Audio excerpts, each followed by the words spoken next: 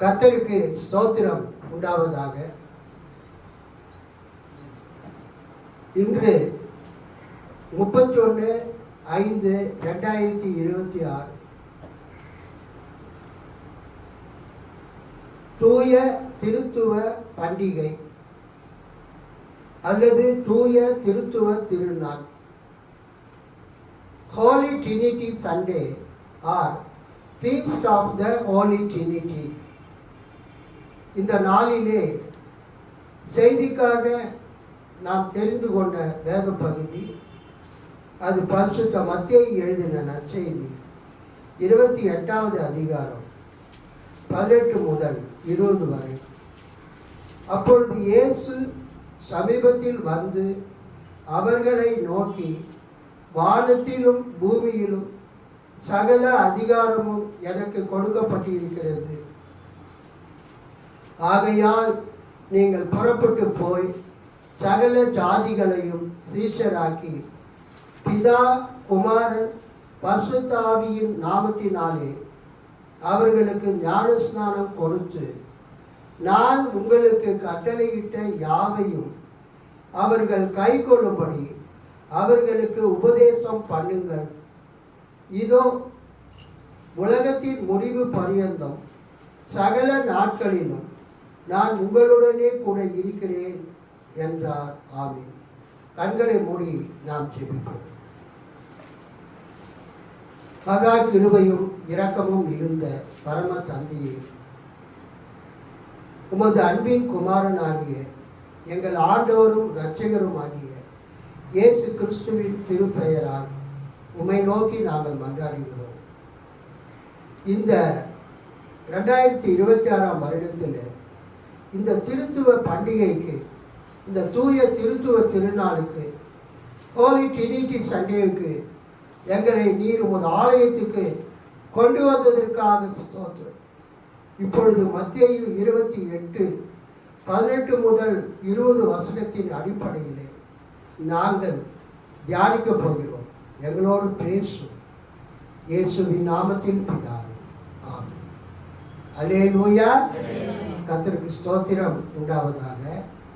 இந்த தூய திருத்துவ திருநாளிலே, தூய திருத்துவ பண்டிகைக்கு வந்திருக்கிற உங்கள் அனைவரையும் மூவொரு கடவுள் பிதா, குமாரன், பரிசுத்த ஆவியாகிய திரியேக கடவுளுடைய நாமத்தினாலே உங்களை நான் ஆசீர்வதிக்கிறேன்.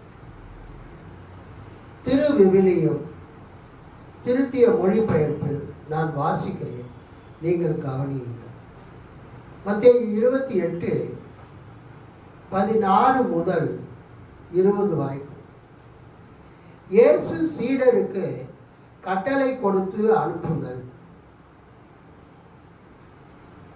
இது மார்க்கு 16:14-18 வரையிலும், லூக்கா 24:36-49 வரையிலும், யோவான் 20:19-23 வரையிலும், திருத்தூதுவர்கள் பணி அப்போஸ்தலர் நடபடிகள் 1ஆம் அதிகாரம் 6 முதல் 8 வரையிலும் இந்த இயேசு சீடருக்கு கட்டளை இடுதல் சம்பந்தமான பகுதிகள் இருக்கிறது. இயேசு சீடருக்கு கட்டளை கொடுத்து அனுப்புதல். 11 சீடர்களும் இயேசு தங்களுக்கு பணித்தபடியே கலிலேயாவில் உள்ள ஒரு மலைக்கு சென்றார்கள். அங்கே அவரை கண்டு பணிந்தார்கள். சிலரோ ஐயமுற்றார்கள். இயேசு அவர்களை அணுகி கூறியது, விண் உலகிலும் மண் உலகிலும் அனைத்து அதிகாரமும் எனக்கு அளிக்கப்பட்டிருக்கிறது. எனவே நீங்கள் போய் எல்லா மக்கள் இனத்தாரையும் சீடராக்குங்கள். தந்தை, மகன், தூய ஆவியார் பெயரால் திருமுழுக்கு கொடுங்கள். நான் உங்களுக்கு கட்டளையிட்ட யாவையும் அவர்களும் கடைபிடிக்கும்படி கற்பியுங்கள். இதோ உலக முடிவு வரை என்னாலும் நான் உங்களுடனே இருக்கிறேன். ஆமென். அல்லேலூயா. கர்த்தருக்கு ஸ்தோத்திரம் உண்டாவதாக.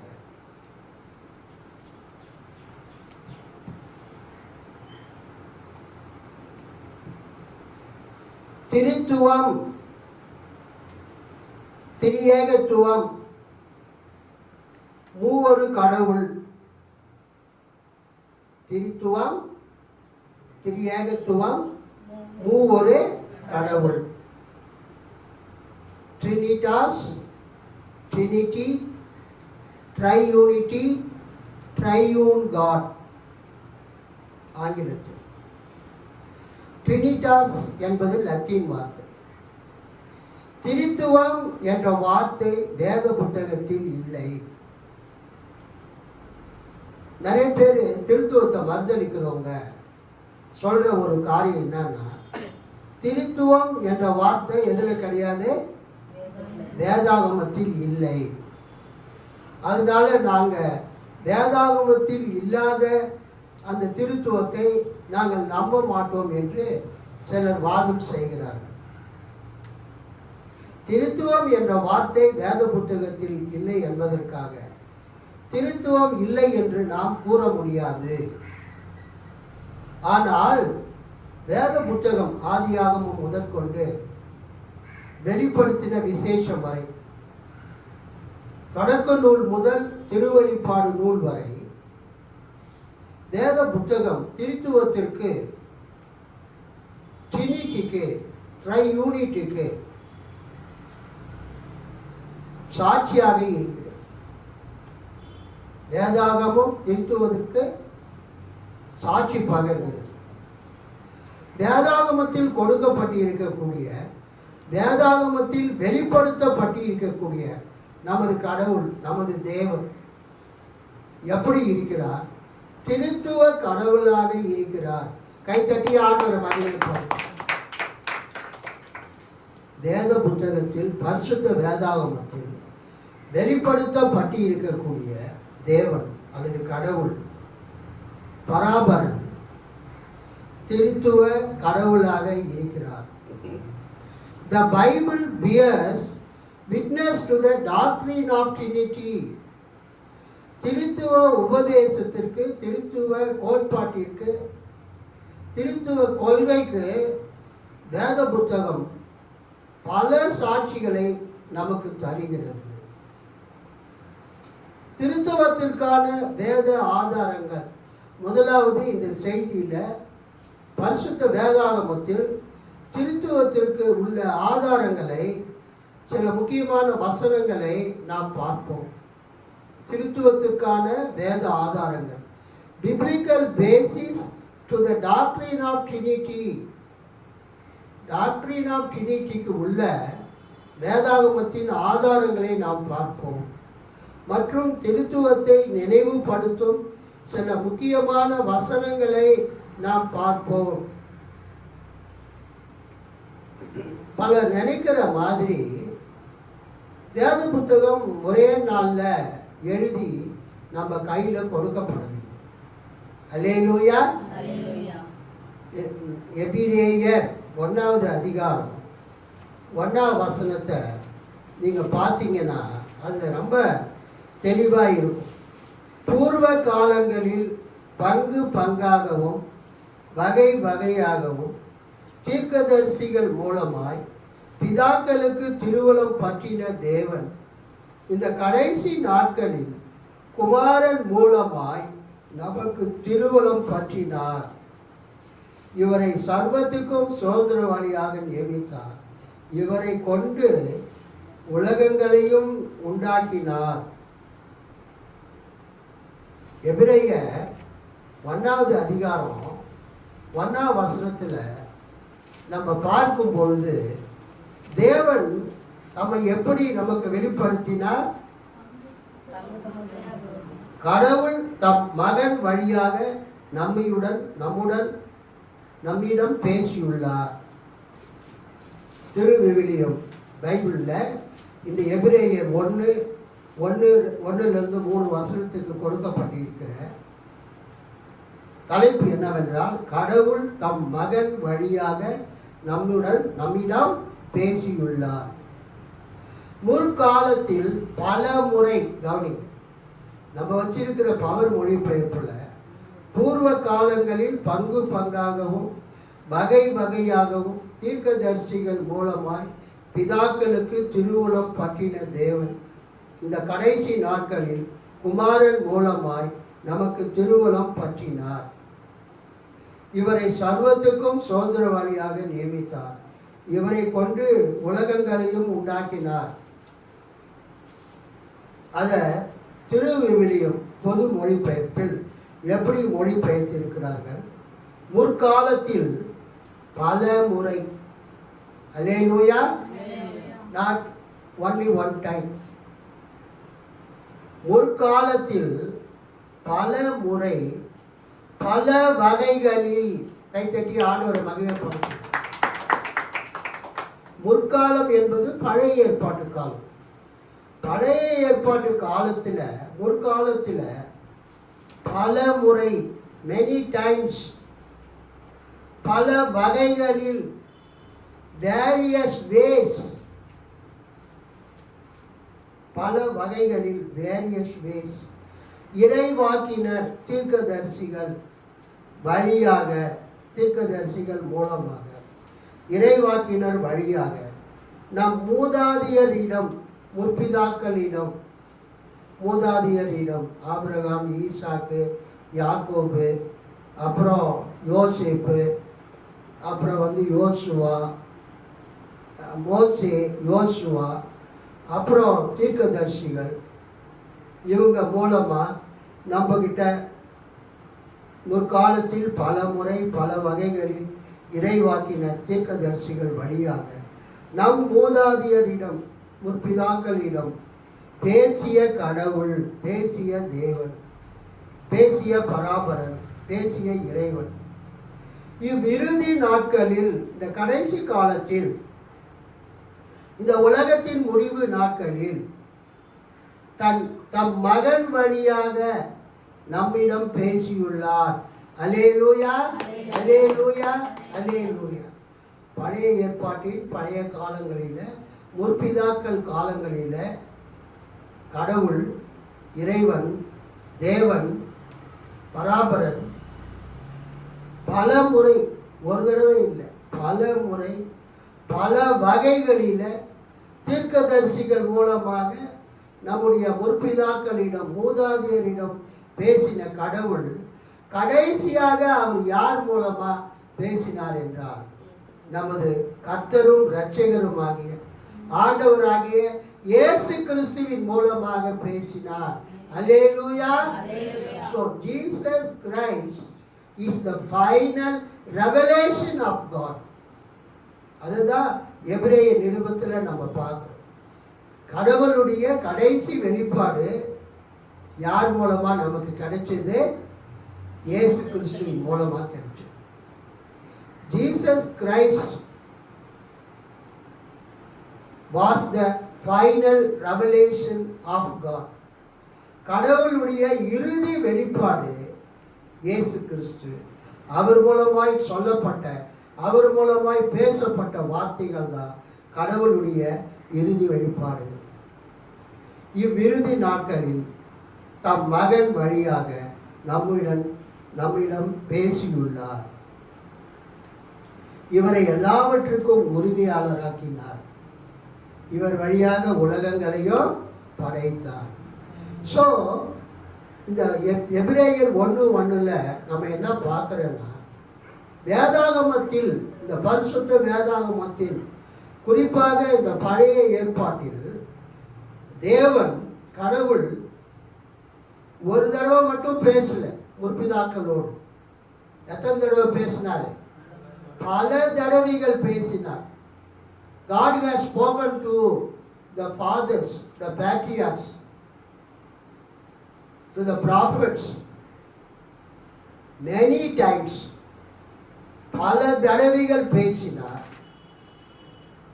பல வழிகளில் பேசினார். Through various ways God has spoken. இத வேதாகமத்தில் தேவன் தன்னை கொஞ்சம் கொஞ்சமாக, படிப்படியாக வெளிப்படுத்துகிறார் என்பதை நாம் பார்க்கிறோம். அல்லேலூயா சொல்லாமா? நீங்க ஒருத்தர்கிட்ட பழகும்போது எடுத்த உடனேயே தன்னை பற்றிய எல்லா விஷயத்தையுமே அவர் உங்ககிட்ட சொல்ல மாட்டார். என்ன கீர்த்தனை, 4 வருஷம் நீங்கள் பிஇ என்ஜினியரிங் காலேஜ் படித்தா கூட உங்கள் பக்கத்தில் உட்காரக்கூடிய உங்கள் பொண்ணுக்கிட்ட, ஃப்ரெண்டுக்கிட்ட உங்களை பற்றிய முழு விவரத்தையும் சொல்லிடுவீங்களா? ஏன் சொல்லணும்னு அவசியம் இல்லை. நம்ம ஒருத்தர்கிட்ட பழகும் போது சிலர் நம்மக்கிட்ட மனம் திறந்து எல்லா விஷயத்தையும் பேசுவாங்க. நம்ம நினச்சிக்குவோம் அவங்க எல்லாத்தையும் நம்மக்கிட்ட சொல்லிட்டாங்க. எல்லாத்தையுமே சொல்ல மாட்டாங்க, தேவையானது மட்டும்தான் சொல்லுவாங்க. அல்லேலூயா சொல்லாம, அதுவும் எப்போ எப்போ என்ன சொல்லணுமோ அதை தான் சொல்லுவாங்க. கொஞ்சம் கொஞ்சமாக சொல்றது ப்ராக்ரசிவ் ரெவலேஷன். அதைத்தான் தேவன் செய்தார். வேதாகமத்தில் தேவன் தன்னை கொஞ்சம் கொஞ்சமாக படிப்படியாக வெளிப்படுத்துகிறார். இதை ப்ராக்ரசிவ் ரெவலேஷன் என்று அழைக்கிறோம். கொஞ்சம் கொஞ்சமாக தன்னை பற்றிய காரியத்தை ஒருத்தர் உங்ககிட்ட சொல்கிறாருன்னா அதுக்கு என்ன அர்த்தம்னா அவர் தன்னை பற்றி கொஞ்சம் கொஞ்சமாக உங்ககிட்ட சொல்கிறாரு. ஒரு நாள் கடைசியாக எல்லாத்தையும் சொல்லிட்டு அவர் போயிடுவார். நண்பர்கள் பிரியும் போது தான் அல்லது சாகிறதுக்கு முன்னால் எல்லா உண்மைகளையும் சொல்லிட்டு அவங்க சாகுவாங்க. நம்ம இந்த பைபிளில் பார்க்கணும், தேவன் தன்னை பற்றிய காரியங்களை, உண்மைகளை கொஞ்சம் கொஞ்சமாக சொன்னார். Progressive revelation. அதைத்தான் அந்த எபிரேய நிருபத்தில் பார்க்குறோம். பூர்வ காலங்களில் பங்கு பங்காகவும் வகை வகையாகவும் தீர்க்கதரிசிகள் மூலமாய் பிதாக்களுக்கு திருவுளம் பற்றின தேவன் இந்த கடைசி நாட்களில் குமாரன் மூலமாய் நமக்கு திருவுளம் பற்றினார். God has spoken to us through His Son, Lord Jesus Christ. கர்த்தராகிய இயேசு கிறிஸ்துவின் மூலமாக தேவன் நம்மோடு இறுதியாக பேசினார். அல்லேலூயா. கடவுள் சொல்ல நினைத்தது எல்லாம், தேவன் சொல்ல நினைத்தது எல்லாம் யார் மூலமா சொல்லி முடிச்சாரு? இயேசு கிறிஸ்து மூலமா. இயேசு கிறிஸ்து யாரு? தேவனுடைய குமாரன், கடவுளுடைய மகன், சன் ஆஃப் காட். கடவுள் தன்னுடைய மகன் மூலமா எல்லாவற்றையும் சொல்லிட்டார். அதோட ரெவலேஷன் முடிஞ்சது. Revelation about God. அதை நம்ம பைபிளில் படிக்கிறோம். ஸோ அப்படி படிக்கும்போது தேவன் குமாரனாகிய இயேசு கிறிஸ்துவின் மூலமாக அவர் சொல்லும்போது திருத்துவத்தை பற்றி என்ன சொல்றார் பார்க்கணும்.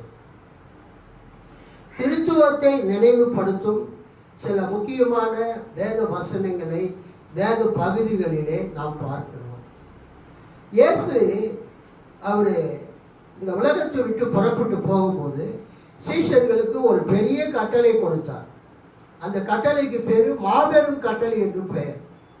இங்கிலீஷில் அதுக்கு கிரேட் கமிஷன் என்று பெயர். அல்லேலூயா. இயேசு கிறிஸ்து இந்த உலகத்தை விட்டு சீஷர்களை விட்டுவிட்டு பரலோகத்துக்கு எடுத்துக்கொள்ளப்படும் போது அல்லது பரலோகத்துக்கு பரவேறி போகும்போது அவர் சொன்ன சீஷர்களை பார்த்து சொன்ன கட்டளை மாபெரும் கட்டளை. அல்லேலூயா. ஆங்கிலத்தில் அதுக்கு என்ன பேருங்க?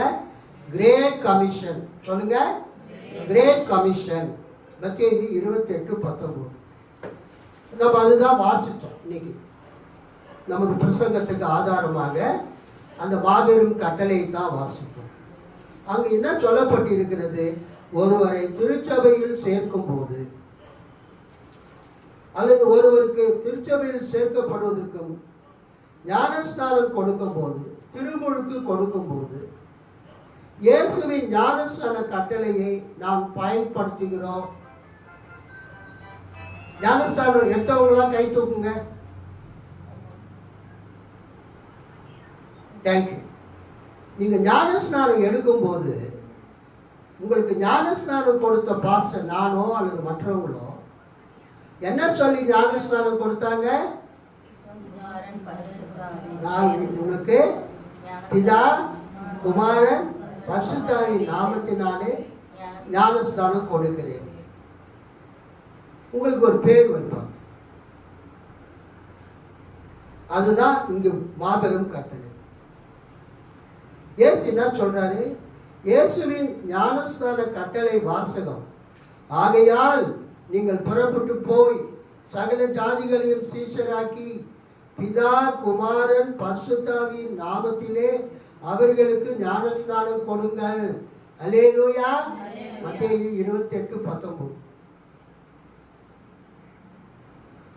ஸோ ஒருத்தரை சபையில் நம்ம சேர்க்கும் பொழுது அல்லது சிறு பிள்ளைகளாக இருந்தவங்க அடல்ட்டாக மாறி அவங்க அந்த டீனேஜ் பருவத்தை அடையும் பொழுது அவங்களுக்கு நம்ம என்ன பண்ணுறோம்?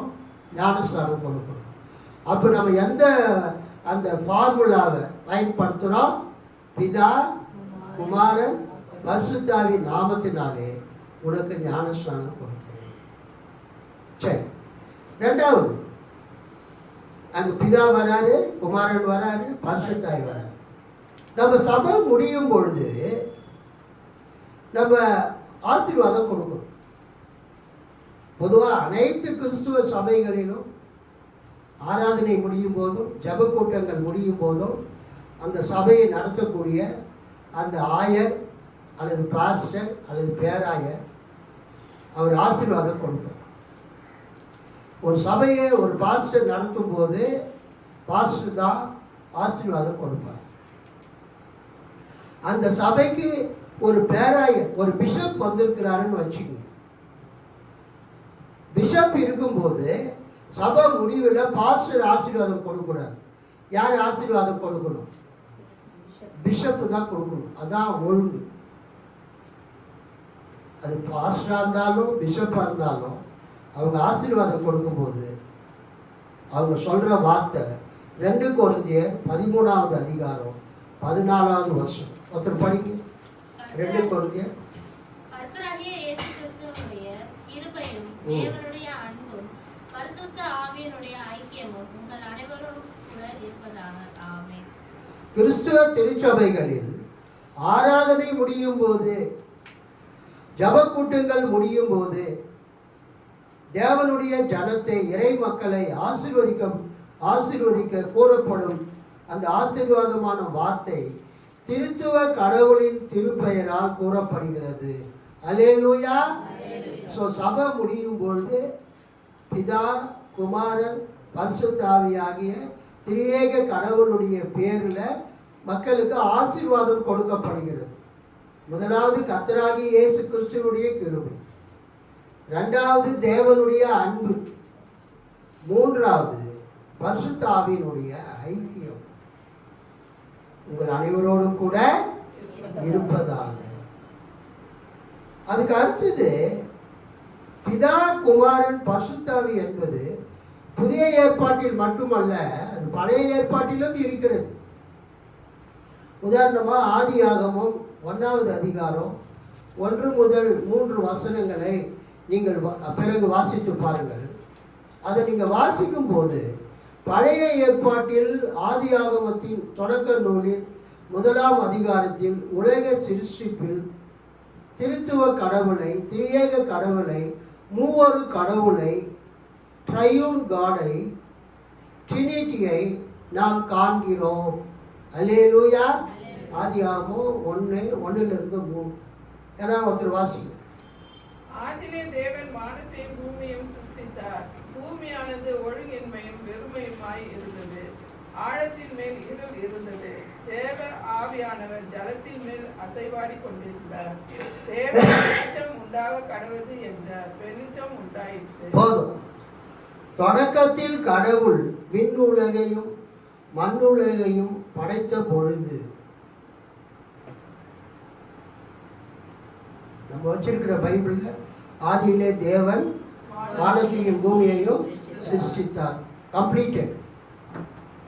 ஆனால் திருவிவிலியம் மற்றும் RSV NRSV அந்த ஆங்கில பைபிளை நீங்கள் பார்த்தீங்கன்னா அங்கே எப்படி இருக்குதுன்னா, when God began to create the heavens and the earth. வானங்களையும் பூமியையும் தேவன் படைக்க ஆரம்பித்த போது, when God began to create the heavens and the earth. தொடக்கத்தில் கடவுள் விண்ணுலகையும் மண்ணுலகையும் படைத்த பொழுது, அது எக்ஸாக்ட் டிரான்ஸ்லேஷன் திருவிவிலியம் RSV NRSV. மண்ணுலகு உருவற்று வெறுமையாக இருந்தது, ஆழத்தின் மீது இருள் பரவி இருந்தது, நீர் திரளின் மேல் கடவுளின் ஆவி அசைந்தாடி கொண்டிருந்தது. ஒரு அல்லேலூயா சொல்லாமா? ஜலத்தின் மீது, நீர் திரளின் மீது தேவ ஆவி, இங்கு கடவுளின் ஆவி என்ன பண்ணிட்டு இருந்தது? அசைந்து ஆடிக்கொண்டிருந்தது. அல்லேலூயா சொல்லாமா? ஸோ அங்கே திருத்துவம் இருக்கு. அதுக்கு அடுத்தது இயேசு ஞானஸ்தானம் எடுத்த அந்த சந்தர்ப்பத்தை நாம் பார்க்க வேண்டும். மத்தேயு 3:16-17 எல்லாரும் எடுத்துக்கொள்ளுங்கள். மத்தேயு 3:16-17. இயேசு ஞானஸ்நானம் பெற்று ஜலத்திலிருந்து கரையேறின உடனே இதோ வானம் அவருக்கு திறக்கப்பட்டது, தேவ ஆவி புறாவை போல இறங்கி தம்மேல் வருகிறதை கண்டார். அன்றியும் வானத்திலிருந்து ஒரு சத்தம் உண்டாகி, இவர் என்னுடைய நேசகுமாரன், இவரில் பிரியமாய் இருக்கிறேன் என்று உரைத்தது. அல்லேலூயா சொல்லாமா? இயேசுவினுடைய அந்த ஞானஸ்தானம் எடுத்த அந்த நிகழ்ச்சியை நாம் பார்க்கும் பொழுது, கடவுளின் மகன் தேவனுடைய குமாரன் இயேசு கிறிஸ்து ஞானஸ்நானம் பெற்றபோது, திருமுழுக்கு பெற்றபோது திருத்துவ கடவுளை நாம் காண்கிறோம். கைத்தட்டி ஆண்டவரை மகிமைப்படுத்தும். பழைய ஏற்பாட்டில் திருத்துவம் வெளிப்படுத்தப்பட்டது, புதிய ஏற்பாட்டில் திருத்துவம் உண்மையாயிற்று. அல்லேலூயா சொல்லுங்க. பழைய ஏற்பாட்டில் திருத்துவம் காணப்பட்டது அல்லது வெளிப்படுத்தப்பட்டது. ஆனால் புதிய ஏற்பாட்டில் அது என்னவாயிற்று? உண்மை ஆயிற்று. அல்லேலூயா. It was realised. மக்கள் காணும்படி ஆயிற்று. எப்படி பார்க்கிறோம்? கடவுளின் மகன், தேவனுடைய குமாரன், சன் ஆஃப் காட் இயேசு கிறிஸ்து திருமுழுக்கு ஞானஸ்தானம் பெற்ற போது திருத்துவ கடவுளை நாம் காண்கிறோம். இயேசு ஞானஸ்நானம் பெற்று ஜலத்தில் இருந்து கரையேறின உடனே இதோ வானம் அவருக்கு திறக்கப்பட்டது, தேவ ஆவி புறாவை போல இறங்கி தம்மேல் வருகிறதை கண்டார். அன்றியும் வானத்திலிருந்து ஒரு சத்தம் உண்டாகி, இவர் என்னுடைய நேசகுமாரன், இவரில் பிரியமாய் இருக்கிறேன் என்று உரைத்தது. அல்லேலூயா சொல்லாமா? அங்க 3 பேரை நம்ம பார்க்கிறோம். இயேசு யோர்தான் நதியிலே இருக்கிறார், தேவகுமாரன். அல்லேலூயா. அவர் மேல ஒரு புறா வந்து இறங்கி அவர் மீது அமர்கிறது. இயேசு திருமுழுக்கு பெற்ற உடனே தண்ணீரை விட்டு வெளியேறினார். உடனே இதோ வானம் திறந்தது, கடவுளின் ஆவி புறா இறங்குவது போல தம்மீது இறங்கி வருவதை அவர் கண்டார். அல்லேலூயா. கடவுளின் ஆவி புறா இறங்குவதை போல தம்மீது வருவதை கண்டார். அந்த சார்ட்ல நம்ம வச்சிருக்கிற சார்ட்ல கீழே வந்து ரவுண்டா இருக்குது இல்லையா, ஒரு சார்ட். அதுல புறா வந்து மேலிருந்து கீழாக இறங்குகிற ஒரு படம் போட்டிருக்கு. திருத்துவத்தை விளக்குவதற்கான நிறைய படங்கள்ல புறா வந்து பறக்கிற மாதிரி போடுவாங்க. ஆனா புறா வந்து எப்படி இறங்கும்னா மேல இருந்து கீழே, அதாவது அந்த புறாவினுடைய தலைப்பகுதி வானத்திலிருந்து பூமியை நோக்கி அது வருகிறது போல இருக்க வேண்டும். புறா பறப்பதை போல போடக்கூடாது. அல்லேலூயா. அந்த நம்ம அந்த சிம்பாலிக்கலாக ஒரு டயக்ராமாக ஒரு ஃபிகரில் நம்ம ரெப்ரசன்ட் பண்ணும்போது அந்த புறா பறக்கிற மாதிரி நம்ம போடக்கூடாது. அதுவும் புறா தான். ஆனால் இங்கே நம்ம என்ன படிக்கிறோம்? இதோ வானம் திறந்தது, கடவுளின் ஆவி புறா இறங்குவது போல தம் மீது இறங்கி வருவதை அவர் கண்டார். அல்லேலூயா. ஸோ வானத்தில் இருந்து பரலோகத்தில் இருந்த பரிசுத்த ஆவியானவர் புறா ரூபம் கொண்டு எப்படி வெர்டிகலி டவுன்வேர்ட்ஸ்னா அந்த புறா இறங்கும் போது அதனுடைய தலைப்பகுதி மூக்கு பகுதி தரையை நோக்கி இருக்கும். அந்த புறாவினுடைய கால்கள் அந்த சிறகுகள்லாம் எதை நோக்கி இருக்கும்? மேல் நோக்கி இருக்கும். அல்லேலூயா.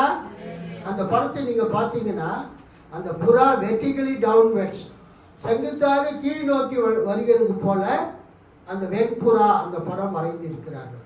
அது சரியான ஒரு விளக்கம். ஸோ புறா இறங்கியது. வானத்திலிருந்து ஒரு சத்தம் வருது. பிதா கிட்ட இருந்து என்ன சத்தம் வருது? என் அன்பார்ந்த மைந்தன் இவரே, இவர் பொருட்டு நான் பூரிப்படைகிறேன். இவர் என்னுடைய நேசகுமாரன், இவரில் பிரியமாய் இருக்கிறேன். அல்லேலூயா. ஸோ இயேசு ஞானஸ்நானம் எடுத்த பொழுது யோவான் ஸ்நானனால், திருமுழுக்கினர் யோவானால் யோர்தான் நதியில் இயேசு ஞானஸ்நானம் பெற்ற போது பிதாவை பார்க்கிறோம், குமாரனை பார்க்கிறோம், பரிசுத்த ஆவியாகிய தூய ஆவியானவரை புறா வடிவத்தில் பார்க்கிறோம். 3 பேரும் ஒரே நேரத்தில் இருக்கிறாங்க. கை தட்டி ஆண்டவரை மகிமை பார்க்கிறோம். பிதா பரலோகத்திலிருந்து பேசுகிறார்.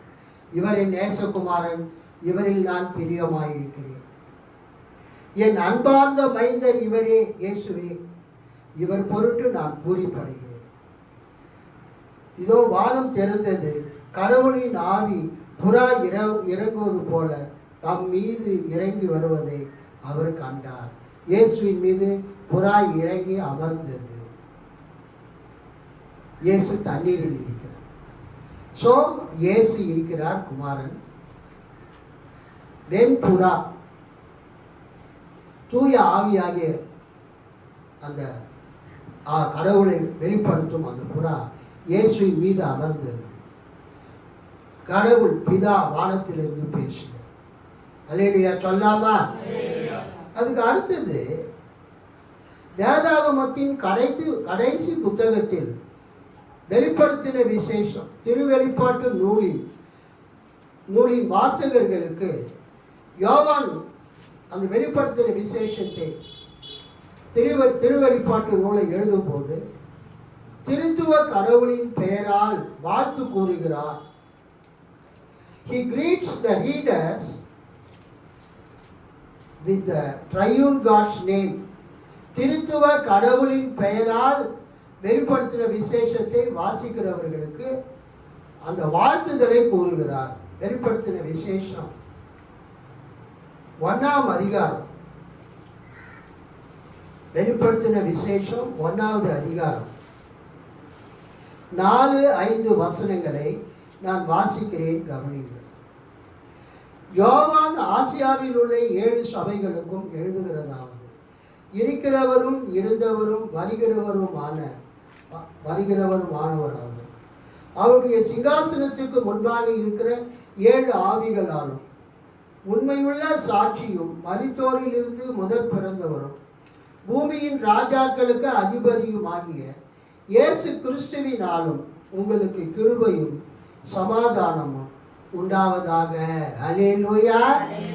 அது நீங்க நல்லா படிச்சீங்கன்னா பிதா, குமாரன், பரிசுத்த ஆவியை நீங்கள் பார்க்கலாம். நேற்று நடைபெற்ற கிறிஸ்துவ ஊழியர் கருத்தரங்கில் நான் செய்தி கொடுக்கும்போது இந்த வசனத்தை வாசித்து தான் நான் செய்தி கொடுத்தேன். ஒரு அல்லேலூயா சொல்லாம? இங்கே பிதா இருக்கிறார், குமாரன் இருக்கிறார், பரிசுத்த ஆவி இருக்கிறார். இங்கே நம்ம என்ன பார்க்குறோன்னா, இருக்கிறவரும் இருந்தவரும் இனி இருக்கிறவரும் இருந்தவரும் வருகிறவரும் ஆனவராகும். இருக்கிறவர், இப்ப இருக்கிறவர் பிரசன்ட், ஏற்கனவே இருந்தவர் பாஸ்ட், இனி வரப்போகிறவர் ஃபியூச்சர் டென்ஸ். ஸோ கடவுள் முக்காலத்துக்கும் உரியவர், 3 காலங்களையும் அறிந்தவர் கடவுள் மட்டும்தான். நமக்கெல்லாம் கடந்த காலம் தெரியும், நிகழ்காலம் இன்னைக்கு என்ன நடக்குது, இந்த நேரம் வரைக்கும் என்ன நடக்குதுன்னு நமக்கு தெரியும், அடுத்த வெரி செகண்ட் என்ன நடக்க போகுதுன்னு தெரியாது. ஆனால் கடவுள் எப்படிப்பட்டவர் என்றால் முக்காலத்தையும் நன்கு அறிந்தவர். He knew the past, he knows the present, he will know the future. அல்லது he knows the future. கடந்த காலம் அவருக்கு தெரியும், நிகழ்காலம் அவருக்கு தெரியும், வரப்போகிற காலம் அவருக்கு தெரியும். இங்கே என்ன எழுதுறாரு பாருங்க, திருவிழியம் பொது மொழிபெயர்ப்பில் யோவானுக்கு அருளிய திருவெளிப்பாடு. ஆசியாவில் உள்ள திருச்சபைகளுக்கு மடல்கள் வாழ்த்து. ஆசியாவில் உள்ள 7 திருச்சபைகளுக்கும் யோவான் எழுதுவது, இருந்தவரும் இருக்கின்றவரும் வரவிருக்கின்றவருமான கடவுளிடம் இருந்தும் அவரது அரியணை முன் நிற்கும் 7 ஆவிகளிடம் இருந்தும் இயேசு கிறிஸ்துவிடம் இருந்தும் உங்களுக்கு அருளும் அமைதியும் உரித்தாகுக. பிதா, குமாரன், பரிசுத்தார். இப்போது இருந்தவர், இப்போது இருக்கிறவர், ஏற்கனவே இருந்தவர், இனி வரப்போகிறவர். அல்லேலூயா. இருந்தவரும் இருக்கிறவரும் இருந்தவரும் வருகிறவருமானவராலும் அவருடைய சிங்காசனத்துக்கு முன்பாக இருக்கிற 7 ஆவிகளாலும். அந்த 7 ஆவிகள் என்பது அது பரிசுத்த ஆவியானவருடைய 7 தெய்வீக தன்மைகளை குறிக்கிறது. அல்லேலூயா. It refers to the 7 divine attributes of God. ஏசாயா 11ஆம் அதிகாரம் அந்த 2-3 வசனங்கள்ல நீங்க படிச்சு பார்த்தீங்கன்னா பரிசுத்த ஆவியானவருடைய 7 விதமான தெய்வீக தன்மைகள் கொடுக்கப்பட்டிருக்கும். நம்ம வச்சிருக்கிற தமிழ் பைபிள்லையும் நம்ம வச்சிருக்கிற இங்கிலீஷ் பைபிள்லையும் நீங்க பார்த்தீங்கன்னா பரிசுத்த ஆவியானவருடைய 6 தன்மைகள் இருக்கிறது போல இருக்கும். நம்ம அதோட கர்த்தருடைய ஆவியானவர், ஸ்பிரிட் ஆஃப் த லார்ட் என்ற வார்த்தையும் நம்ம சேர்த்து கொண்டால் அது 7 தன்மைகளை குறிக்கும். அதைத்தான் இங்க அவருடைய சிங்காசனத்துக்கு முன்பாக இருக்கிற 7 ஆவிகளாகும். அதன் பிறகு இயேசு கிறிஸ்துவினாலும் உங்களுக்கு கிருபையும் சமாதானமும் உண்டாக கடவுது. அப்ப இங்க எத்தனை பேர் இருக்கிறாங்க? பிதா இருக்கிறாரு, பரிசுத்த ஆவியானவர் இருக்கிறாரு, குமாரன் இருக்கிறார். ஆக யூதர்களுக்கும் கிறிஸ்தவர்களுக்கும் என்ன வித்தியாசம்னா, யூதர்கள் எப்போதுமே ஜெபம் பண்ணும்போது ஆபிரகாமின் தேவனி, ஈசாக்கின் தேவனி, யாக்கோபின் தேவனின்னு ஜெபம் பண்ணுவாங்க. நம்ம சர்ச்சில் மேஷாக்குன்னு ஒருத்தர் இருந்தார், எல்லாருக்கும் தெரியும், துணி அயன் பண்ணுறோம். எங்கே போனாலும் என்னதான் அவர் கூப்பிட்டு போவார். இந்த மேஷாக்கு எப்பயுமே ஜெபம் பண்ணும்போது ஆபிரகாமின் தேவனி, ஈசாக்கின் தேவனி, யாக்கோபின் தேவனின்னு தான் ஜெபம் பண்ணுவார். அல்லது எங்கள் தேவனாகிய கர்த்தாவையும் ஜெபம் பண்ணுவார். நான் பிடிச்சி திட்டுவேன். ஜபத்தில் யார் தப்பா ஜெபம் பண்ணாலும் அங்கேயே நான் திட்டுவேன். அதை நீங்கள் தெரிஞ்சுக்கணும். ஐயோ பாஸ்ட் என்னை திட்டாரு, ஜனங்க எதுக்கு திட்டாருன்னா அழக்கூடாது. அது ஆணா இருந்தாலும் பெண்ணா இருந்தாலும் சொல்லுங்க சொல்லுங்க. தப்பா நீங்க ஜெபம் பண்ணீங்களா நாங்கள் திருத்துவேன். அப்புறம் உங்களை யார் திருத்துறது? நான் திருத்தலைன்னா இங்க பண்ற ஜபத்தை வேற எங்கேயாவது போய் பண்ணீங்கன்னா என்ன கேட்பாங்க? எந்த சபைக்குமா போற? ஒரு ஜபம் கூட ஒழுங்கா பண்ண தெரியல உனக்கு. எந்த சபைக்கு தம்பி போற? ஒரு ஜபத்தை கூட ஒழுங்கா பண்ண தெரியலன்னு சொல்லுவாங்க. நல்லா தெரிஞ்சுக்குங்க.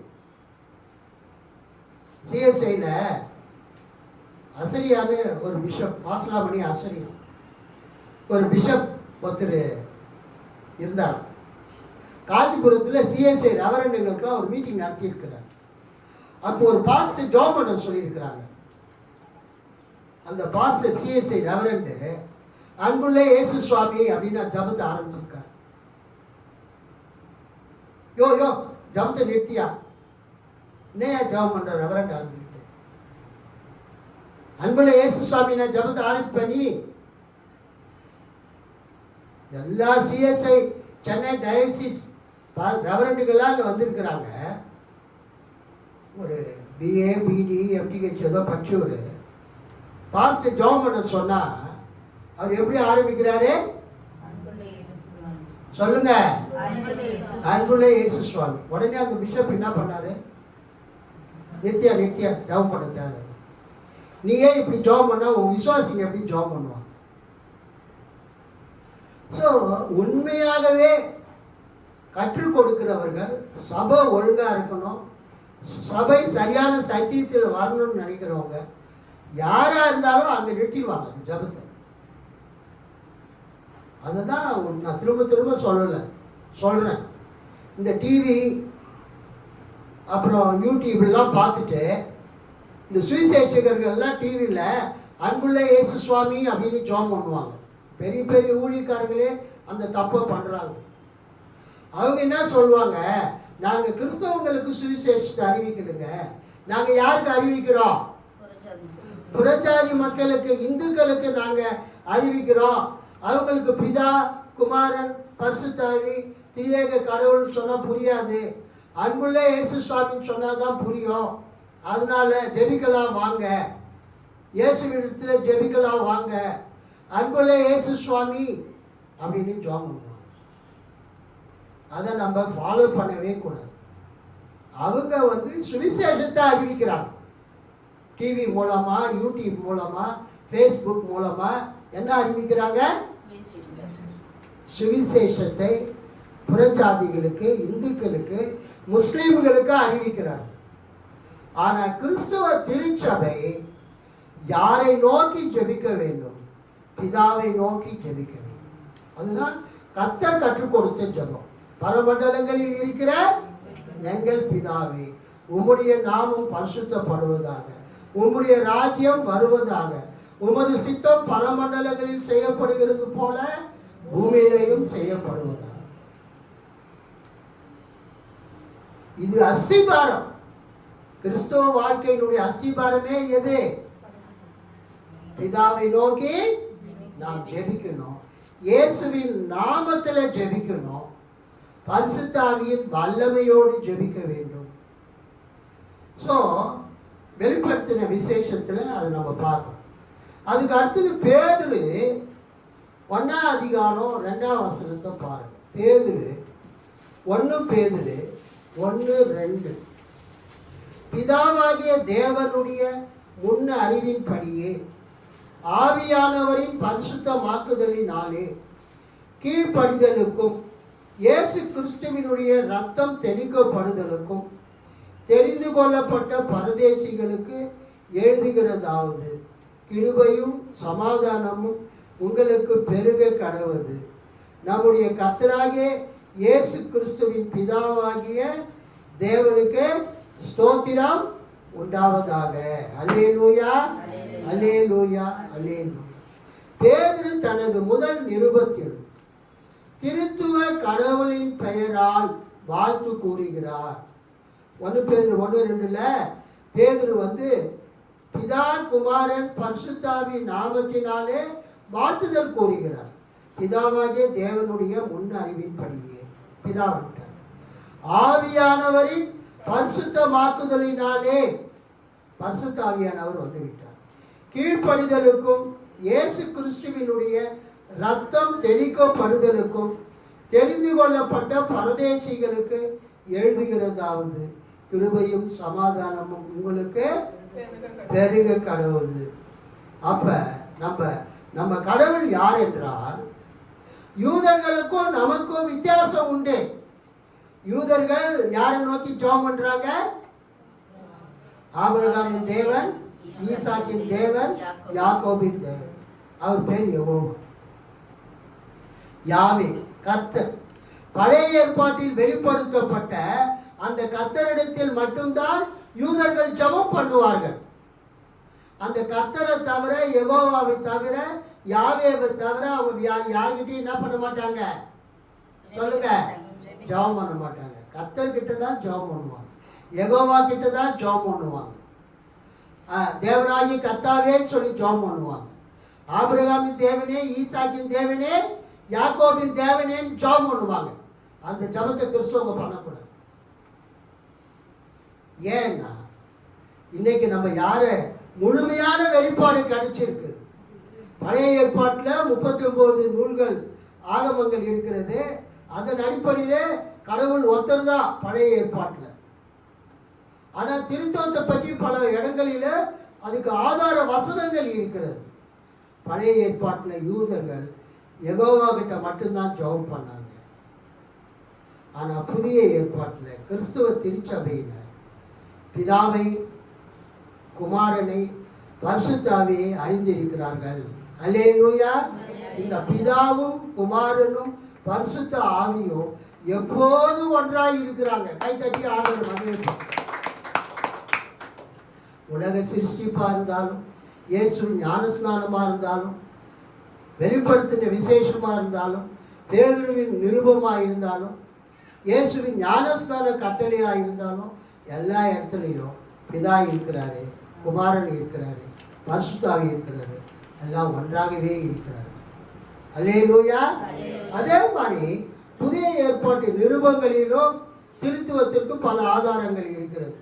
1 கொரிந்தியர் 12வது அதிகாரம், 1 கொரிந்தியர் 12வது அதிகாரம் எடுத்துக்கொள்ளுங்க. 1 கொரிந்தியர் 12வது அதிகாரம். அதில் கர்த்தருக்கு ஸ்தோத்திரம் 4 முதல் 6 வசனங்களை நான் வாசிக்கிறேன், கவனியுங்கள். வரங்களில் வித்தியாசங்கள் உண்டு, ஆவியானவர் ஒருவரே. ஊழியங்களிலேயும் வித்தியாசங்கள் உண்டு, கர்த்தர் ஒருவரே. கிரியைகளிலேயும் வித்தியாசங்கள் உண்டு, எல்லாருக்குள்ளும் எல்லாவற்றையும் நடப்பிக்கிற தேவன் ஒருவரே. அல்லேலூயா. இந்த 3 வசனங்கள்ல பார்த்தீங்கன்னா வரங்கள்ல வித்தியாசம் உண்டு, ஆவியானவர் ஒருத்தர். ஊழியங்கள்ல வித்தியாசங்கள் உண்டு, கர்த்தர் ஒருத்தர், இயேசு. 6ஆம் வசனத்துல கிரியைகளிலேயும் வித்தியாசங்கள் உண்டு, எல்லாருக்குள்ளும் எல்லாவற்றையும் நடப்பிக்கிற தேவன் ஒருவரே. ஒரு அல்லேலூயா சொல்லாமா? கர்த்தருக்கு ஸ்தோத்திரம். அதே மாதிரி 2 கொரிந்தியர் 1வது அதிகாரம், 2 கொரிந்தியர் 1வது அதிகாரத்துல 21, 22 வசனங்களை நம்ம பார்த்தோமா, அதுலேயும் பிதா, குமாரன், பரிசுத்த ஆவியை பற்றிய வெளிப்பாடு வருகிறது. உங்களோட கூட எங்களையும் கிறிஸ்துவுக்குள் ஸ்திரப்படுத்தி நம்மை அபிஷேகம் பண்ணினவர் தேவனே. அவர் நம்மை முத்திரித்து நம்முடைய இருதயங்களில் ஆவி என்னும் அச்சாரத்தையும் கொடுத்து இருக்கிறார்.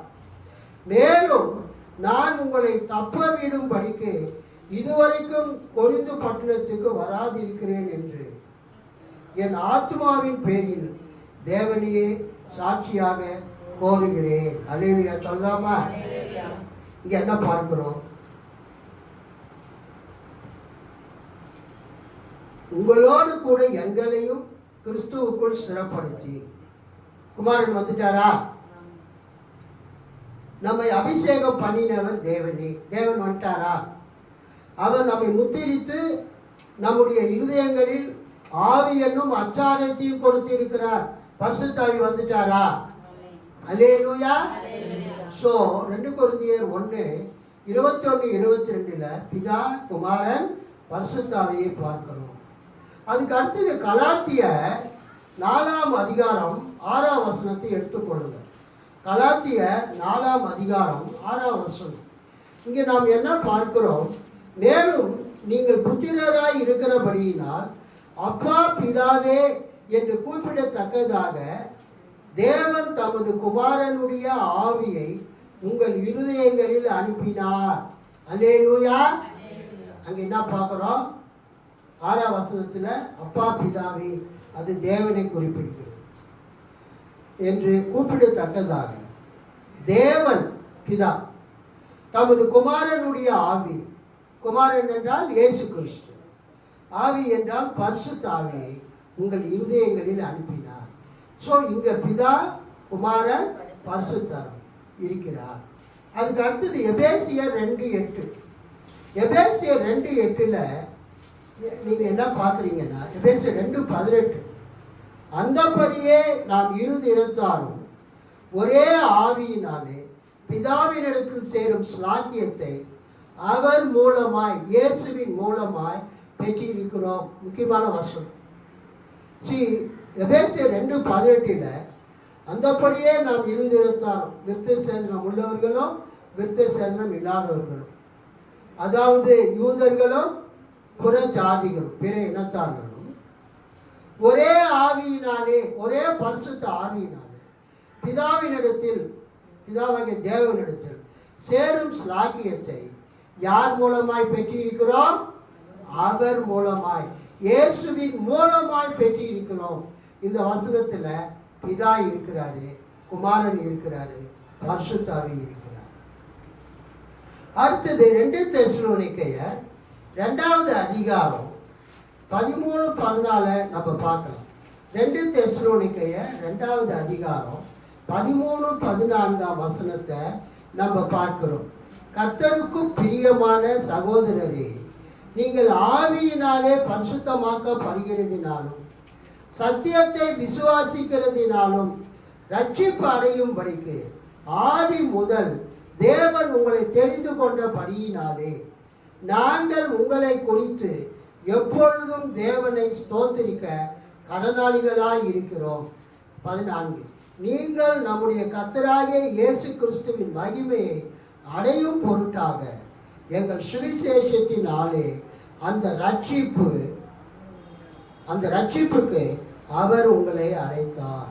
அல்லேலூயா சொல்லாமா? இங்கேயும் பிதா, குமாரன், பரிசுத்த ஆவியை நம்ம பார்க்கிறோம். அடுத்தது தீத்து, முக்கியமான வசனம். தீத்து 3ஆம் அதிகாரம், தீத்து 3ஆம் அதிகாரம் 4-7 வசனங்கள் நான் வாசிக்கிறேன், கவனிங்க. தண்ணி திறந்து வைப்பான். தீத்து 3:4-7. நம்முடைய இரட்சகராகிய, எல்லாரும் கவனிங்க, நம்முடைய இரட்சகராகிய தேவனுடைய தயையும் மனுஷர் மேலுள்ள அன்பும் பிரசன்னமான போது நாம் செய்த நீதியின் கிரியைகளின் நிமித்தம் அவர் நம்மை ரட்சியாமல் தமது இரக்கத்தின் படியே மறு ஜென்ம முழுகினாலும் பரிசுத்த ஆவியினுடைய புதிதாக்குதலினாலும் நம்மை ரட்சித்தார். தமது கிருபையினாலே நாம் நீதிமான்கள் ஆக்கப்பட்டு நித்திய ஜீவன் உண்டாகும் என்கிற நம்பிக்கையின்படி சுதந்திரராகத்தக்கதாக அவர் நமது இரட்சகராகிய இயேசு கிறிஸ்து மூலமாய் அந்த பரிசுத்த ஆவியை நம்மேல் சம்பூர்ணமாய் பொழிந்தருளினார். அல்லேலூயா சொல்லாமா?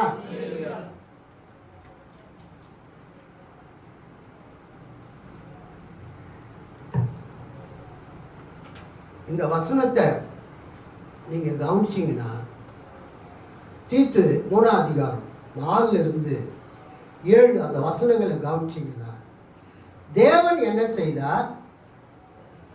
குமாரனாகிய இயேசு கிறிஸ்து என்ன செய்கிறார்? பரிசுத்த ஆவியானவர் என்ன செய்கிறார்? அல்லேலூயா. சோ இந்த பிதா, குமாரன், பரிசுத்த ஆவியினுடைய செயல்களை தீத்து 3:4-7 பார்க்கிறோம். ஸோ நிறைய வசனம் இருக்குது, இது போதும்.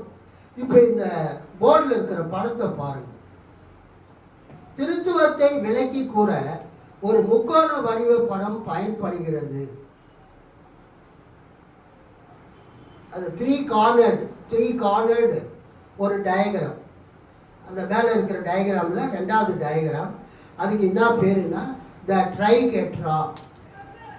ட்ரைகெட்ரா அப்படின்னா என்ன அர்த்தம்னா, the three cornered அது interwoven 3 rings which cannot be separated.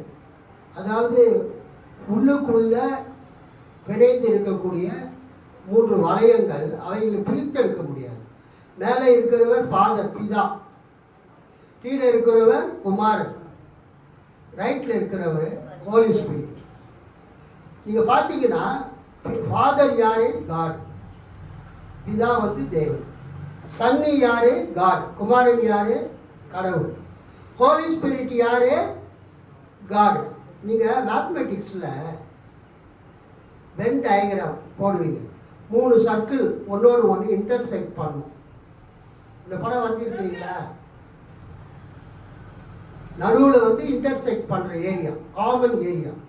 அது மாதிரி இந்த பிதா குமாரன் பரிசுத்த ஆவியில நடுவில் வந்து காடுன்னு போட்டிருக்குது, கடவுள்னு. அதுக்கு என்ன அர்த்தம்? அந்த கடவுளோடு ஃபாதர் பிதா இருக்கிறாரு, பேர் இருக்கு. காடோட சன்னு பேர் இருக்குது, காடோட ஹோலி ஸ்பிரிட் பேர் இருக்கு. அப்போ பிதாவும் தேவன், குமாரனும் தேவன், பரிசுத்த ஆவியும் தேவன். ஆனால் அவங்க என்ன பண்ண முடியாது? பிரிக்க முடியாது. அது கீழே பாருங்க, கீழே வந்து 3வது படம். Father is not the son, son is not the holy spirit, holy spirit is not the father. பிதா வந்து குமாரன் கிடையாது, குமாரன் வந்து பரிசுத்தாவி கிடையாது, பரிசுத்தாவி வந்து குமாரனுக்கு அப்பா கிடையாது, பிதா கிடையாது.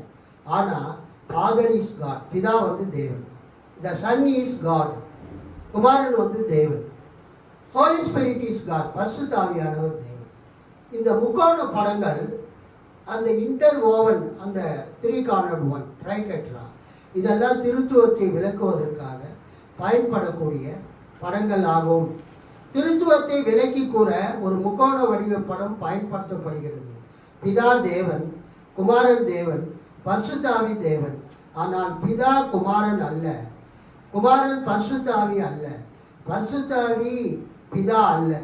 திருத்துவத்தில் பிதா குமாரன் பரிசுத்தாவி ஆகிய மூவரும் நித்தியமாக ஒன்றாக ஒரே கடவுளாக இருக்கின்றனர். 3 கடவுள்கள் அல்ல, ஒரே கடவுள்தான். திருத்துவ உபதேசம் கூறுவது என்ன? கடவுள் ஒருவரே, God is one. கடவுள் மூவராக இருக்கிறார். God is 3 persons.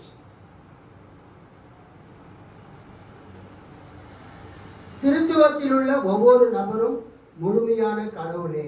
Each person in the Trinity Godhead is God. கடவுள் ஒருவரே, God is one. கடவுள் மூவராக இருக்கிறார். God is in 3 persons. இந்த மூவரும் திருத்துவத்தில் உள்ள ஒவ்வொரு நபரும் முழுமையான கடவுளே. In Trinity, God is 3 persons. Each person is fully God. There is one God. Hallelujah. Hallelujah. கடவுள் வந்து பிதாவாக, குமாரனாக, பரிசுத்தாவியாக இருக்கிறார். அவர்கள் திருத்துவத்திலே மூவரும் தனித்தனியாக இருந்தாலும் மூவரும் ஒன்றாகவே இருக்கிறார்கள். அல்லேலூயா. இதை சிஸ்டமேட்டிக் தியாலஜி என்ற புத்தகத்தில் வெயின் குரூடம் என்பவர் அவர் குறிப்பிடுகிறார். அல்லேலூயா சொல்லாமா? In Trinity, God is 3 persons. Each person is fully God. There is one God.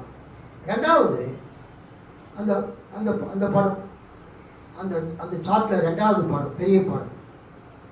ஒரு அறையில் 3 பேர் உட்காந்துட்டு இருக்கிறாங்க. 3 பேரும் ஒரே மாதிரி இருக்கிறாங்க. 3 பேருடைய தலையை சுற்றிலும் ஹாலோனா என்னது? ஒரு ஒளி வட்டம். நீங்கள் பார்த்துருக்கீங்களா?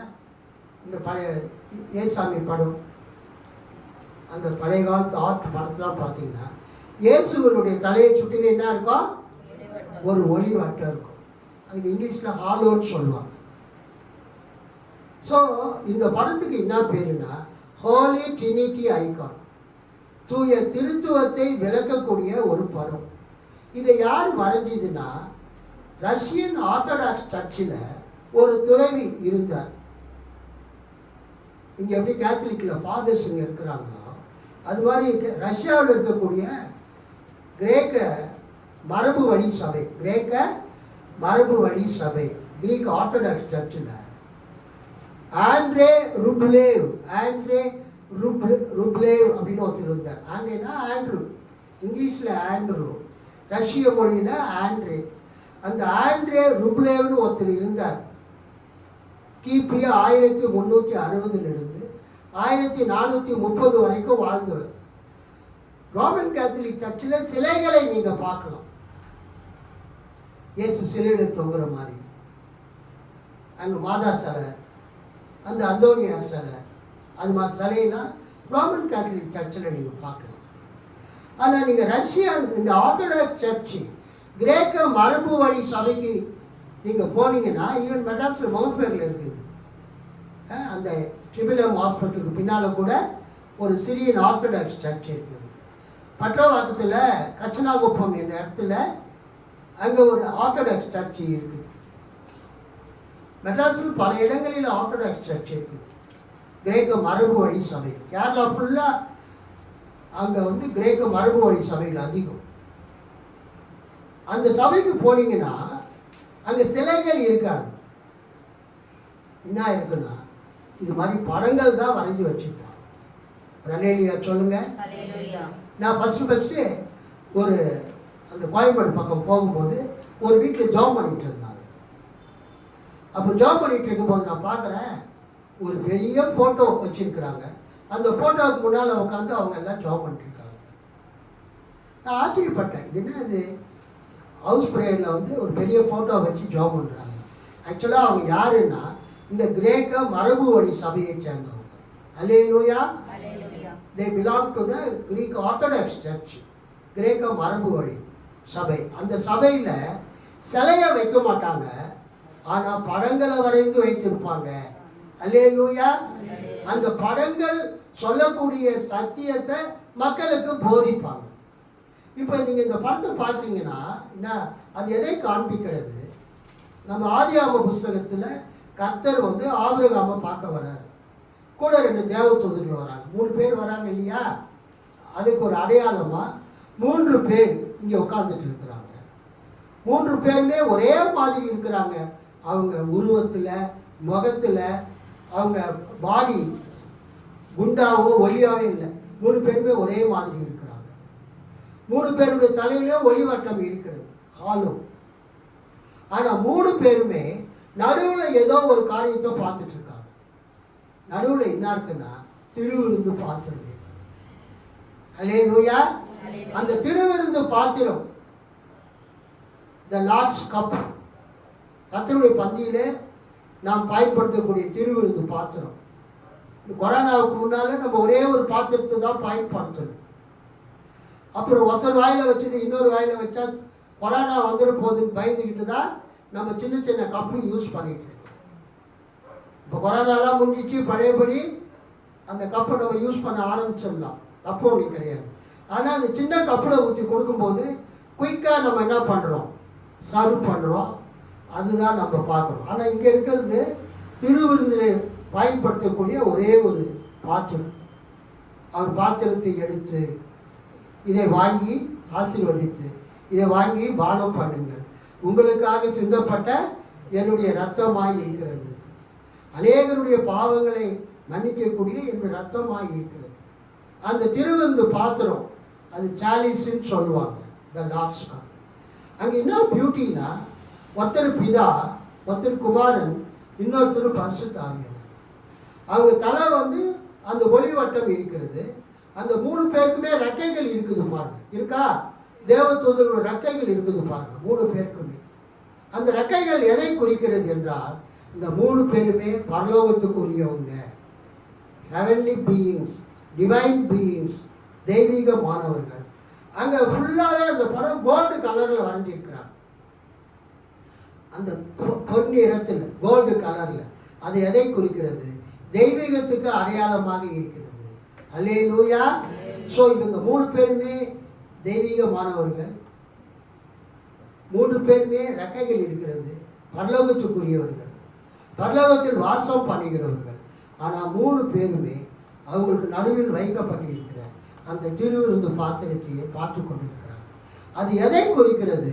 இயேசு இந்த உலகத்துக்கு வந்து சிலுவையில் அறையப்பட்டு இரத்தத்தை சிந்தி மரித்து இந்த உலகத்துக்கு ரட்சிப்பை கொடுக்க வேண்டும் என்கிற அந்த மீட்பின் காரியத்தை, ரட்சிப்பின் காரியத்தையே பிதாவும் குமாரனும் பரிசுத்தாவியும் பார்த்து கொண்டு இருக்கிறார்கள். அல்லேலூயா. அதைத்தான் இந்த படம் காண்பிக்கிறது.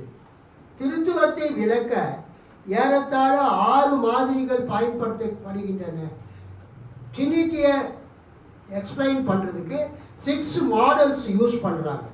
அதில் ஒரு மாதிரி என்னன்னா, கப்பத்தோக்கிய தந்தையர்கள், கப்பதோஷியன் ஃபாதர்ஸ் பயன்படுத்திய பெரிகோரசிஸ் தத்துவம் முதலாவது ஆகும். இந்த தத்துவத்துக்கு பேர் பெரிகோரசிஸ் தத்துவம். இந்த தத்துவம் திருத்துவத்தில், நல்ல கவனிங்க, இந்த தத்துவம் திருத்துவத்தில் உள்ள 3 நபர்களில் ஒருவர் மற்ற இருவருடைய வாழ்க்கையில் எவ்வாறு பங்களிக்கின்றார் என்பதாகும். இது ஆங்கிலத்தில் மியூச்சுவல் இன்டர்பெனிட்ரேஷன் என்று அழைக்கப்படுகிறது. மியூச்சுவல் இன்டர்பெனிட்ரேஷன் என்று அழைக்கப்படுகிறது. பெரிகோரசிஸ் refers to the manner in which 3 persons of the Trinity relate to one another. The concept of perichoresis allows the individuality of the persons to be maintained, while insisting that each person shares in the life of the other two.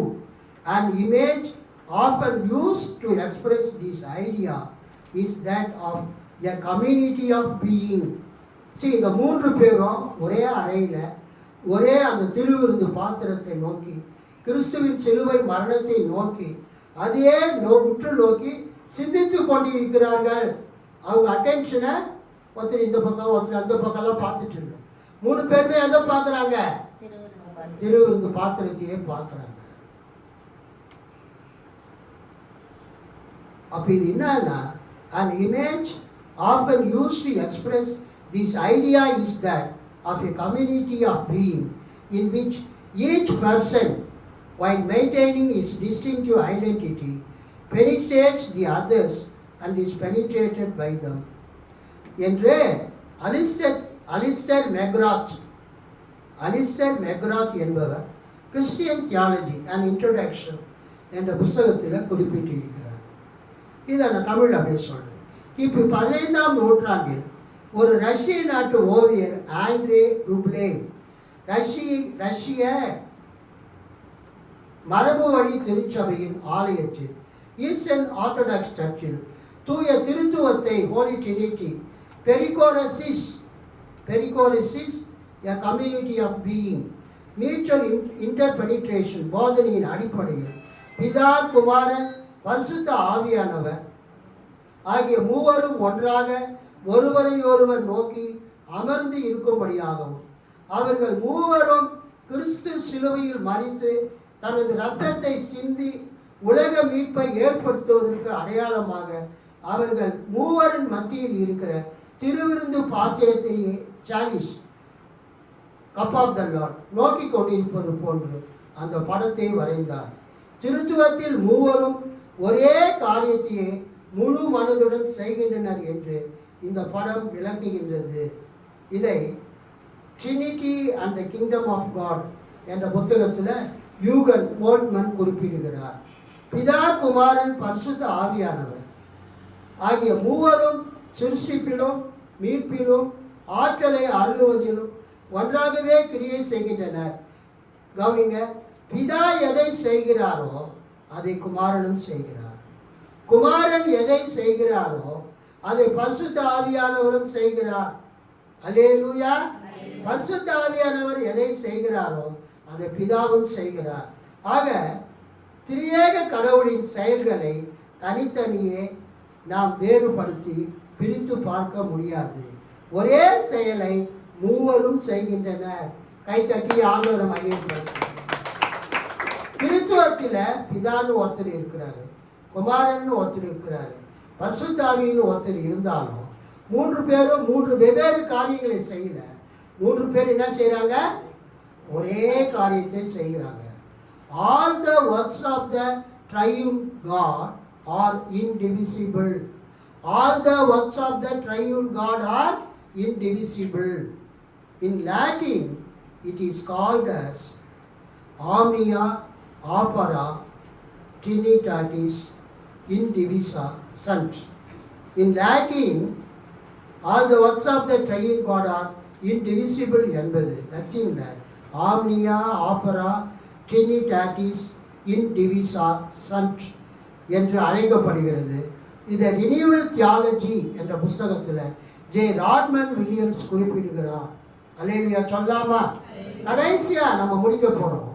இந்த சார்ட்ல ஒரு படம் இருக்குது பாருங்க, green கலர்ல இருக்கா? அது Ireland, England, Scotland, Ireland. இது 3மே தனித்தனி நாடுகளாக இருந்தாலும் ஒரே நாடுகளாக இருக்கிறது.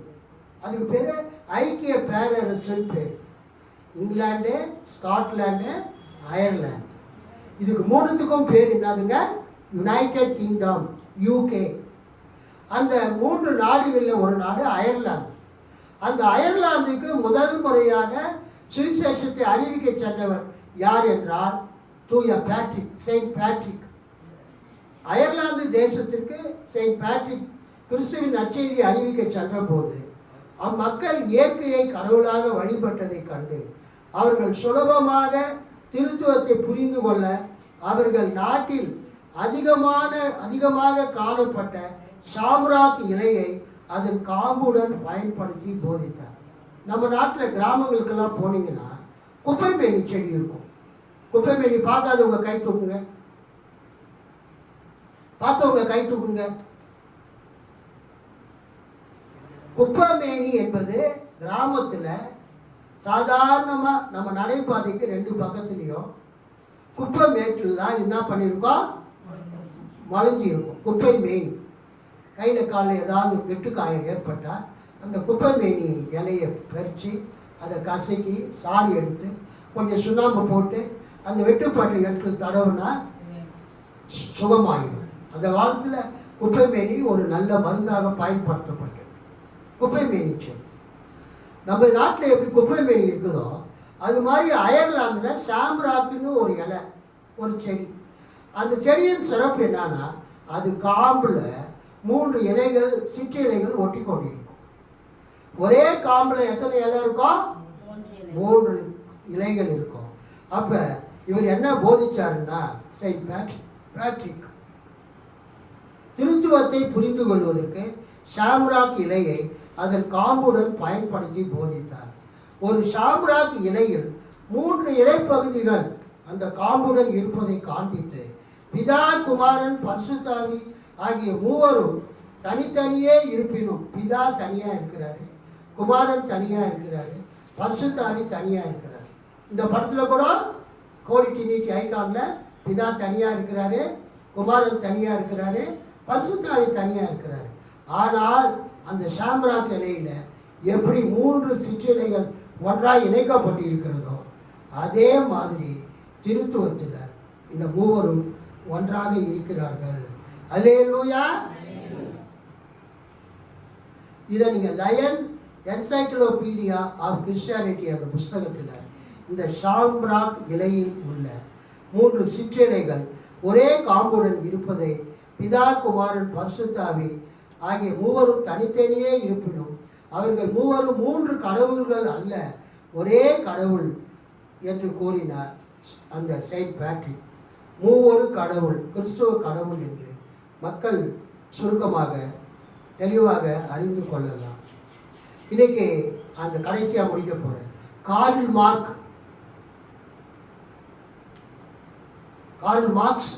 மார்க்ஸ் கம்யூனிஸ்ட் சித்தாந்தவர், father of communism Karl Marx. அதே மாதிரி கார்ல் பார்த்துன்னு ஒருத்தர் இருந்தார். அவர் கிறிஸ்துவ இறையியலாளர். அவர் 1932 1967 வரைக்கும் கிறிஸ்துவ திருச்சபையின் போதனையை ஒரு புஸ்தகமாக எழுதினார், சர்ச் டாக்மேட்டிக்ஸ். அதை 12 வால்யூமாக வெளியிட்டார். அது பிறகு 13 நூல்களாக வெளியே வந்தது. இப்போ அந்த கார்ல் பாத்தினுடைய சர்ச் டாக்மேட்டிக்ஸ் கிறிஸ்துவ திருச்சபையின் போதனை 4 வால்யூமாக வந்திருக்கு. அதில் அவர் என்ன சொல்கிறாருன்னா, கார்ல் பாத் சீர்திருத்த திருச்சபையின் ஒரு மாபெரும் இறையியலாளர், புரொட்டஸ்டன்ட் தியாலஜியர். அவர் எழுதின அந்த சர்ச் டாக்மேட்டிக்ஸ் திருச்சபையின் போதனை, கிறிஸ்துவ திருச்சபையின் போதனை, அது ஒரு மாபெரும் நூல், மேக்னம் ஓப்பஸ். திருத்துவ கொள்கையை விலக்கி கிறிஸ்துவ திருச்சபையின் போதனையை ஆரம்பிக்கிறார். ஒருவர் திருத்துவ கொள்கையை புரிந்து கொண்டால்தான் வேதத்தில் உள்ள இதர போதனைகளை அவரால் சரியாக புரிந்து கொள்ள முடியும் என்று கூறினார். இந்த கார்ல் பாத் என்ன சொன்னார்னா, 13 வால்யூமில் கிறிஸ்துவ திருச்சபையின் போதனை எழுதினார். அதில் முதலாவது எழுத ஆரம்பிச்சது என்னன்னா, தூய திருத்துவம். அல்லேலூயா. அவர் என்ன சொல்றாரு, யார் ஒருத்தர் இந்த ட்ரினிட்டி கொள்கையை சரியாக புரிந்து கொள்கிறாரோ அவரால் தான் கிறிஸ்துவ திருச்சபையில் இதர கொள்கைகளை புரிந்து கொள்ள முடியும். அல்லேலூயா சொல்லாமா? அதனால நீங்க ஹோலி ட்ரினிட்டியை, தூய திருத்துவத்தை நன்காக அறிந்து கொள்ள வேண்டும். ஹீபர் என்கிற ஒரு பிஷப் ஒரு பாட்டு எழுதினார் ஆங்கிலத்தில், holy holy Lord God almighty. அது தமிழில், தூய தூய தூயா சர்வ வல்ல நாதா தேவரீர்க்கு என்னாலும் சங்கீதம் ஏறுமே, தூய தூய தூய மூவரான ஏகா காருண்யரே தூய திரியகரே என்ற அந்த பாடலை அவர் எழுதி முடித்தார். ஸோ இந்த நாளிலே இந்த ஹோலி ட்ரினிட்டியை பற்றி, தூய திருத்துவத்தை பற்றி நமது சபையில் போதிக்க கர்த்தர் நமக்கு வாய்ப்பு கொடுத்தார். அதற்காக கர்த்தருக்கு ஸ்தோத்திரம். திருத்துவ கடவுளின் திருப்பெயரால் உங்களை வாழ்த்துகிறேன். ஆமென்.